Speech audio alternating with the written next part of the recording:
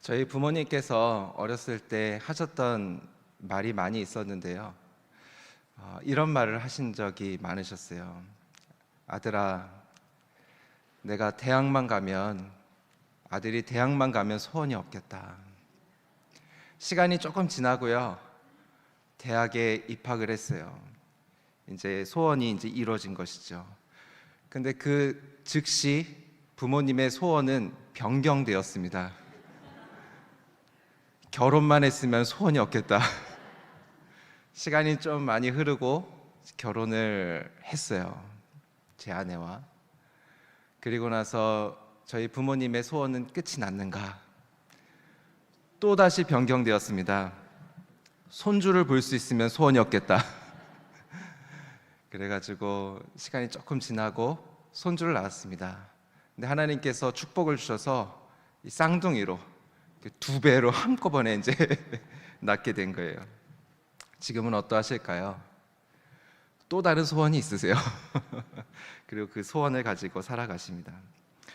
우리가 인생을 살아가다 보면 간절히 바라는 것이 생깁니다. 그때 우리 모두에게 있어서 공통점이 하나가 생기는데요. 그것은 기다림의 시간이 주어진다라는 것입니다. 무언가 간절히 원하는 것이 있으면 우리는 그것을 짧게든 길게든 기다리는 시간이 있게 마련입니다.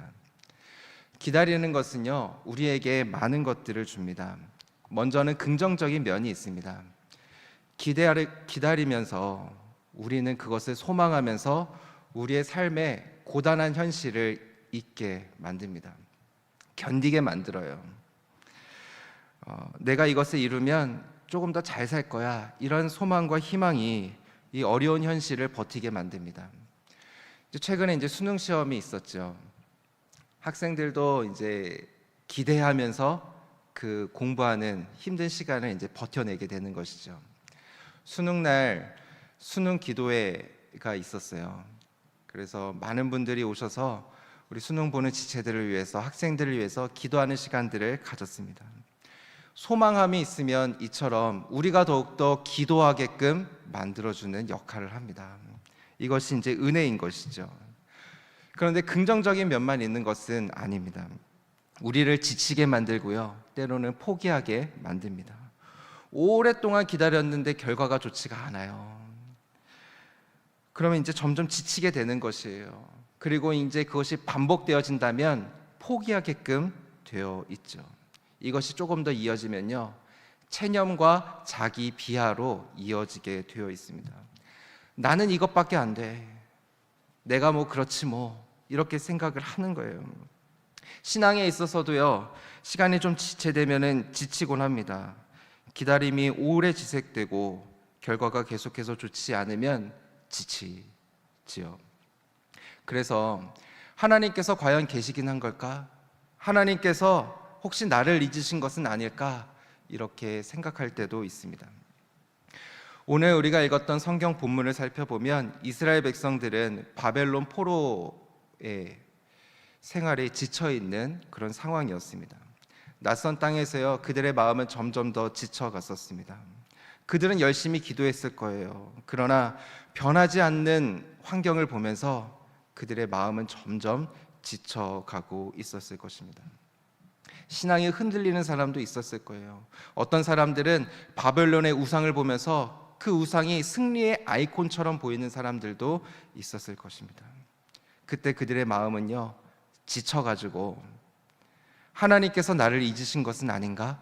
그런 생각을 하기도 했을 것입니다. 오늘 본문은 이 질문에 이렇게 대답을 하고 있습니다.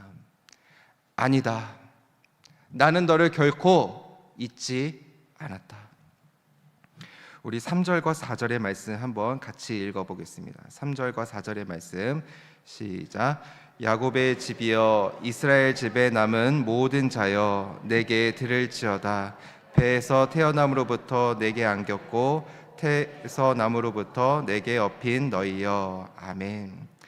이 말씀은요, 하나님께서 이스라엘 백성들을 돌보고 계신다라는 것입니다. 자, 3절을 다시 보시면 배에서 태어남으로부터 내게 안겼다. 그러니까 하나님께서는 이스라엘 백성들을 태어나서부터 보살폈다라는 것입니다.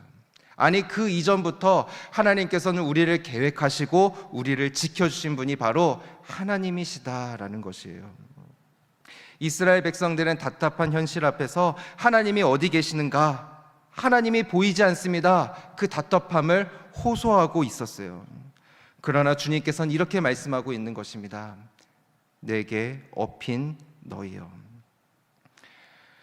하나님께서 우리의 눈에 보이진 않았어요. 안 계시는 것처럼 느껴졌습니다. 그런데 하나님께서는요, 우리와 더 가까이 계셨습니다. 우리를 업고 계셨던 거예요. 우리 눈에는 보이지 않아서 하나님 없는 거 아닌가? 이런 생각을 하고 있었지만 사실상은 하나님께서 우리를 업고 계셨다는 것이죠. 그래서 우리의 살과 마주하고 있었고 맞대고 있었고 더 가까이 있으면서 우리를 인도하셨다라는 것입니다. 출애굽기 19장 4절을 보면요, 비슷한 표현이 나옵니다. 노란색 그 말씀 한번 읽어볼게요. 독수리 날개로 너희를 업어.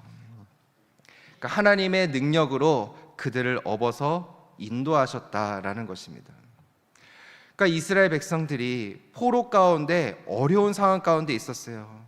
그러나 하나님께서는 철저하게 이스라엘 백성들을 보호하고 있었고 인도하고 있었다라는 것입니다. 추운 날씨 속에서요, 어린 아이가 추위에 떨고 있어요. 거기다가 또 몸이 아픕니다. 그러면 부모는요, 이 아이를 따뜻하게 감싸고 업고 따뜻한 곳으로 뛰어가게 되어 있습니다. 이 모습처럼요, 주님께서는 우리를 업고 계시는 거예요.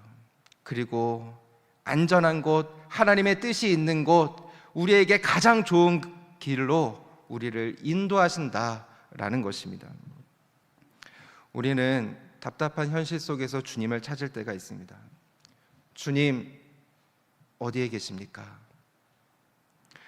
주님은 오늘 본문의 말씀을 통해서 우리에게 이렇게 말씀하실 줄 믿습니다. 내가 너를 업고 있다. 가장 좋은 길로 인도하고 있다. 하나님께서는 우리를 가장 좋은 길로 인도해 주실 것이라고 믿습니다. 이 믿음으로 나아갈 수 있는 저와 여러분들이 될 수 있기를 주님의 이름으로 축원합니다. 우리 이어서 4절의 말씀 한번 같이 읽어보겠습니다. 4절의 말씀입니다. 시작. 너희가 노년에 이르기까지 내가 그리하겠고 백발이 되기까지 내가 너희를 품을 것이라. 내가 지었은즉 내가 업을 것이요 내가 품고 구하여 내리라. 아멘. 하나님은요, 우리를 지키시고 인도하십니다. 언제까지 우리를 지키시는가? 본문을 보면요, 노년에 이르기까지 내가 그리하겠고 백발이 되기까지 너희를 품을 것이라. 하나님의 보호하심과 인도하심은 우리가 무력해져서 아무런 힘도 쓸 수 없는 지경까지도 변함없이 우리를 지키시고 보호하시고 인도하신다라는 거예요. 하나님은 우리를 인도하십니다. 우리 자녀들을 인도하셔서 학교 진학 가운데 인도하세요. 수능 본 지체들이 많이 있었죠. 인도하십니다. 취업을 인도하시고요, 결혼을 인도하시고 또 우리 자녀들을 인도하십니다. 하나님께서 다 인도하십니다. 그런데 그것뿐만이 아니라 우리가 나이가 많이 들어서 백발이 되고 힘이 약해질 때라도 하나님께서는 우리를 인도하신다라는 거예요. 우리를 업어서 키우신다라는 것입니다. 그러니까 우리의 삶은 하나님의 인도하심으로 매일매일이 이루어진 것입니다. 오늘 우리가 이렇게 함께 예배드릴 수 있는 것도 하나님의 인도하심이라고 믿습니다. 말씀과 함께 12월호가 나왔습니다. 오늘 많이 구매하셨나요? 제가 뒤에서 판매하는데 안 사시고 가시는 분도 제가 봤는데요. 네, 꼭 구매하셔서 내일부터 하시기 바랍니다. 우리가 말씀과 함께 할 수 있는 것도 하나님의 인도하심이죠. 예배 드릴 수 있는 거, 기도할 수 있는 거, 그거 다 하나님의 인도하심입니다. 오늘은 10대 교구 주간 예배입니다. 저는 6대 교구랑 10대 교구를 2년 동안 맡았었는데요. 맡으면서 돌아보니까 참 행복했었다라는 생각이 많이 듭니다. 받은 사랑이 너무나도 많아요. 그래서 제가 그 사랑을 어떻게 갚을까, 그런 생각이 듭니다. 뿐만이 아니라 신일교회에서 사랑을 참 많이 받았습니다. 그 사랑은 어떻게 갚을까? 제가 기도하면서 생각을 해봤습니다. 어떻게 갚을까? 하나님께서 주신 마음은 제가 앞으로 빚진 자의 마음으로 하나님과 교회를 섬겨가면서 살아가는 것이 갚는 것이다, 그런 생각이 들었습니다. 제가 어디에 있든지 그 받은 사랑을 잊지 않고 그 하나님의 사랑을 갚아가면서 이렇게 살아가도록 하겠습니다. 제가 10대 교구를 맡았던 것, 우리 6대 교구도 이렇게 앉아 계세요. 6대 교구를 맡았던 것, 다 하나님의 은혜였습니다. 너무 행복했었고요. 너무 감사했어요. 아침에 저기서 이제 주일날 1부, 2부, 3부 이렇게 안내를 섭니다. 권사님들 오시면은 권사님 오셨어요 하면서 이렇게 손을 이렇게 잡아드려요. 근데 제가 설교를 준비하면서 생각을 해보니까요, 제가 잡아드린 게 아니라 우리 집사님, 권사님들께서 저의 손을 잡아주신 것이다 라는 생각이 들더라고요. 그러니까 제가 사랑을 드려야 되는데 오히려 제가 사랑을 많이 받았다라는 생각이 많이 듭니다.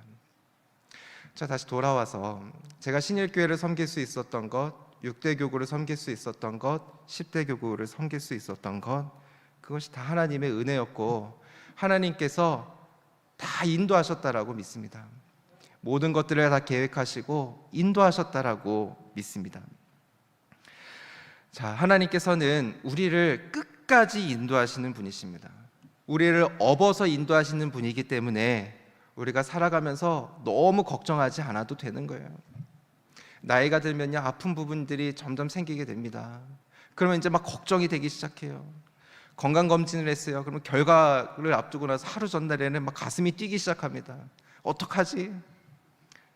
또 오늘 본문의 말씀 보면 너무 걱정하지 않아도 되는 거예요.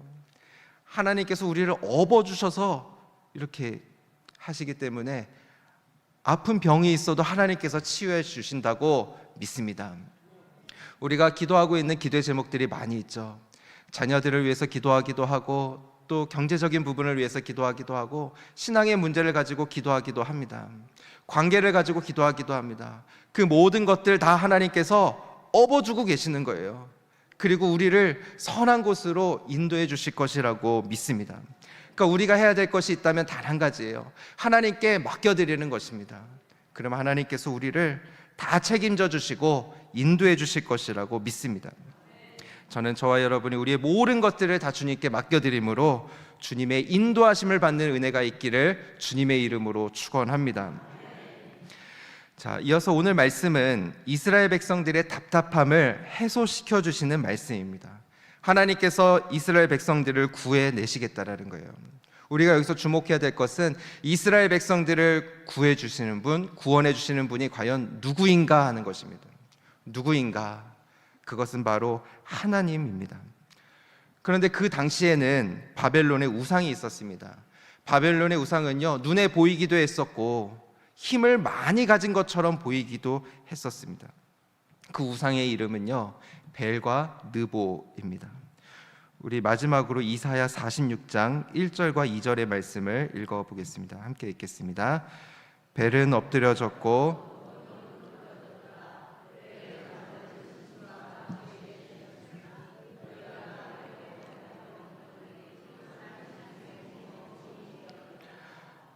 네, 2절도 한번 읽겠습니다. 그들은 구부러졌고 그들은 일제히 엎드려졌으므로 그 짐을 구하여 내지 못하고 자기들을 잡혀 갔느니라. 아멘. 벨과 느보, 이들은 눈에 보이는 우상이었습니다. 하나님은 보이지 않는데 이 우상은 눈에 보이는 거예요. 바벨론의 힘이 이 우상으로부터 나오는구나라고 생각하는 사람들도 있었을 것입니다.